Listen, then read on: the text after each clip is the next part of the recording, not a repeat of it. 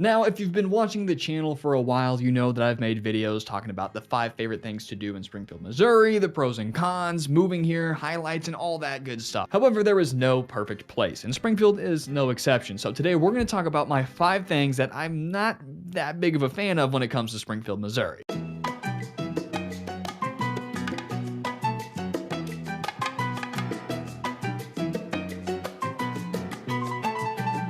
Make me a deal. If you get any value or information out of today's video, hit that like and subscribe button. My name is Greyson Roberts, a realtor and owner of Boss Properties based out of Springfield, Missouri. If you're looking to buy, sell, or invest with the absolute best, don't hesitate to reach out. You can call, text, email, anytime, 24/7. I'm here to answer any real estate questions you need, whether it's buying, selling, or just real estate market updates, anything like that. I'd be more than happy to help you with. And as a real estate agent, I have all the incentive in the world to hype up Springfield and tell you how awesome it is. Come here, move here. Use me as your agent. Every agent that makes YouTube videos is basically trying to drive business, and I'm no exception. However, I think it's important to be fully transparent and tell you and be honest with you so you can make the true best decision whether Springfield is right or not. Because keep in mind, if I talk you out of moving to Springfield, I might talk you into moving to Nixa or Ozark or Branson. And there are many towns that offer quite the opposite experiences from Springfield. So there's something for everybody in the Southwest Missouri region. Anyway, let's get into number 1, and that is crime. Now, I have seen Springfield, Missouri in the top most dangerous cities in the US list all over the place, and this is probably the number 1 question I get about Springfield is the crime. Now, let me clear the air. Springfield, Missouri, it's all about the crime to population ratio. So Springfield is about 300,000 people in the whole surrounding area. So yeah, we do have a decent amount of crime for the population, but it's nothing like, going to downtown St. Louis at night. It's nothing like that. I've grown up in and around Springfield my whole life and actually lived in Springfield proper for about 3 years and have experienced no sketchy situations.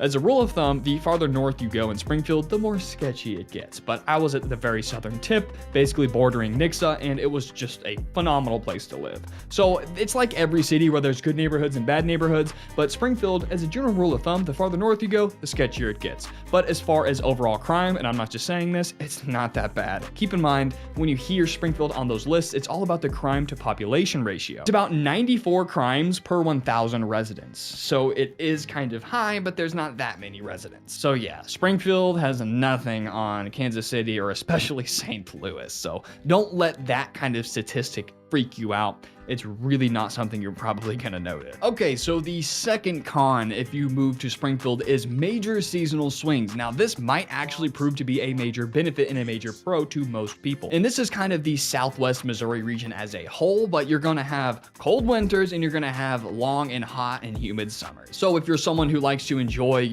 going to the lake and wearing flip-flops to the pool, but also like getting cozy by the fire and sitting and sipping hot cocoa, looking out the window at the snow, well, this has it for you. But people like me who prefer summer all year round and love hot weather, this is a major con. However, I can see that most people might actually see this as a pro, but I had to put this on the list. Number 3 is it's busy. Now, it's not anything like Kansas City or St. Louis. However, there is a lot more going on in comparison to, Nixa or Ozark. I mean, it's got like quadruple the population of the surrounding cities, so there is a lot more going on. There's a lot more nightlife, there's more traffic, and it seems like everywhere you go, there's always people. Versus Nixa, you could go to Walmart at 8 p.m. and it almost seems like a ghost town. So that's another thing to keep in mind if you do like the slower kind of spread out, just chilled out place. Springfield is a little more busy, mostly because there is not a whole lot to do in the surrounding cities. I mean, Springfield has everything a big city would have, all sorts of stuff to do, all sorts of family activities, restaurants, movie theaters, all sorts of fun stuff. So everybody in the surrounding cities kind of works and plays in Springfield. So it is a lot more fast-paced environment. The fourth con is there's really no major attractions in Springfield. I mean, the claim to fame that Springfield has is there is a restaurant called Leong's, and Mr. Leong actually invented cashew chicken. Or was it sweet and sour chicken, Kenzie? Do you remember? Sweet and sour. He invented sweet and sour chicken? Oh, wait, cashew chicken. Cashew chicken? Cashew.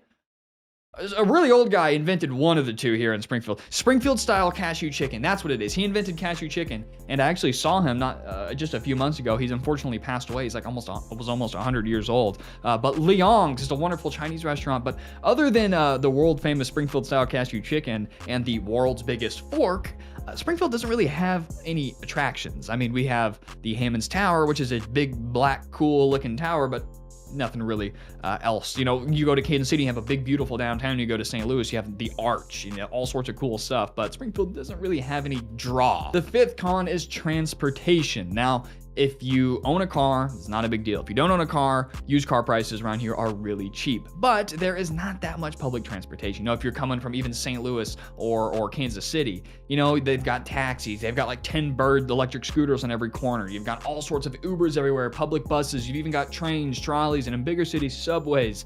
Springfield has a handful of buses and a handful of scooters that are just downtown. So the public transportation, I wouldn't say is insufficient. It's just not in high demand because used car prices are so cheap. But if you are someone coming from a bigger city and you like public transportation and don't own a car, don't want to buy a car, or maybe can't afford a car, this could prove to be a little bit more difficult. Now, you can get to where you need to go, but you might have to walk half a block or half a mile or quarter mile or something to a bus station. They do a pretty good job of fixing their routes to make sure they go around every major populated residential area, but it's not going to be as easy as places even like Kansas City or St. Louis. Now, those all might seem pretty nitpicky, and they are, but the truth is there's not a whole lot of cons to Springfield. I mean, it's just a pretty basic place to live. It's not too big, it's not too small, the crime's not too crazy, the crime's not too low. It's just kind of a happy medium. You're going to get a little bit of everything in Springfield, Missouri. So these are my 5 lists of reasons to not move to Springfield, Missouri. However, it is a great place to live, and if you watch this video and you're like, you know what, I don't want to live in Springfield,